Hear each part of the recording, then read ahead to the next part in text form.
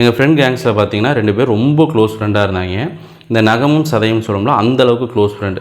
But ஒரு marriage ஃபங்க்ஷனில் வந்து ஏற்பட்ட ஒரு சின்ன ப்ராப்ளத்தில் பேசிக்காமல் போயிட்டாங்க. கிட்டத்தட்ட 3 வருஷம் அவங்க பேசிக்கவே இல்லை. அவ்வளோ வருஷம் அவங்க பேசாமல் இருப்பாங்கன்னு சொல்லி நாங்கள் யாருமே எக்ஸ்பெக்ட் பண்ணல. ஏன்னா அதுக்கு முன்னாடி அந்தளவுக்கு அவங்க க்ளோஸ் ஃப்ரெண்டு.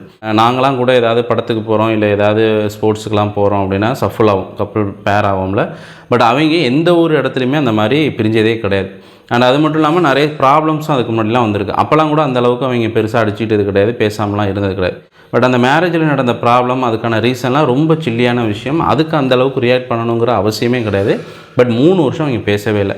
இன்பிட்வீனில் நாங்களும் நிறையா கன்வின்ஸ் பண்ணி பார்த்துட்டோம், இதெல்லாம் ஒரு ப்ராப்ளம் கிடையாதுடா அப்படின்னு சொல்லிட்டு. பட் அவனுடைய பாயிண்டில் வந்து அவனை ஜஸ்டிஃபை பண்ணிட்டு கடைசி வரைக்கும் பேசவே இல்லை. ஒரு லாஸ்ட் 2 இயர் பிஃபோர் பார்த்தீங்கன்னா அதில் ஒரு பையன் ரோடு ஆக்சிடெண்ட்டில் இறந்துட்டான். அவனுடைய 2வது வருஷம் அந்த நினைவஞ்சலி வந்து இப்போ ரீசெண்டாக தான் முடிஞ்சு. ஸோ அதுக்கு நாங்கள்லாம் போயிட்டு வந்தோம்.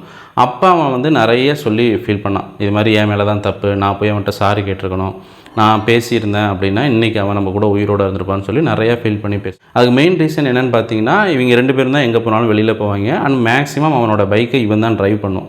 ஒருவேளை இவங்க 2 பேரும் பேசியிருந்தாங்க அப்படின்னா அன்றைக்கி அந்த ட்ராவல் வந்து இவன் கூட தான் அவன் பண்ணியிருப்பான். ஸோ இவன் ஒழுங்காக பைக் ஓட்டியிருப்பான் அப்படிங்கிறது இவனுடைய பாயிண்ட். இதை அவன் நிறைய சொல்லி ஃபீல் பண்ணிகிட்டு இருந்தப்போ எங்கள் எல்லார் மைண்ட்லேயுமே ஓடுனது என்னென்னு பார்த்தீங்கன்னா, நாங்கள் அன்றைக்கே இவ்வளோ சொன்னோமே, பேசுங்கடா சாரி சொல்லிவிட்டு இதெல்லாம் ஒரு ப்ராப்ளம் இல்லை அப்படின்னு சொல்லிட்டு சொன்னோமே அப்படிங்கிற மாதிரி தான் எங்கள் மைண்டில் எல்லாருக்குமே ஓடுனுச்சு. ஆக்சுவலாக இந்த ஸ்டோரி எதுக்காக இப்போ நான் உங்கள் கூட ஷேர் பண்ணிக்கிறேன்னா, நம்ம லைஃப்லையுமே வந்து நமக்கு பிடிச்சவங்க, நம்மளை பிடிச்சவங்க அண்ட் நல்லவங்க அப்படிங்கிற இந்த கேட்டகரியிலலாம் சில பர்சன்ஸ் வந்து நம்ம லைஃப்பில் இருப்பாங்க.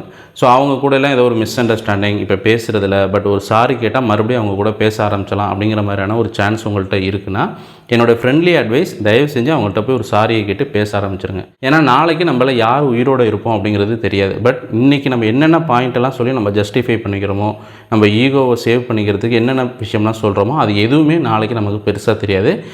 நம்மளே நினச்சி கில்ட்டியாக ஃபீல் பண்ணும். ஸோ அதனால் இப்போ ஒரு சாரி கேட்டு ஒரு ரிலேஷன்ஷிப்பை உங்கள் லைஃப்பில் கொண்டு வந்துட முடியும், அவங்கள லைஃப் லாங் உங்கள் கூட வச்சுக்க முடியுங்கிற மாதிரியான ஆப்ஷன் இருந்துச்சுன்னா, தயவு செஞ்சு அவங்கள்ட்ட போய் ஒரு சாரி கேட்டு பேச ஆரம்பிச்சிடுங்க.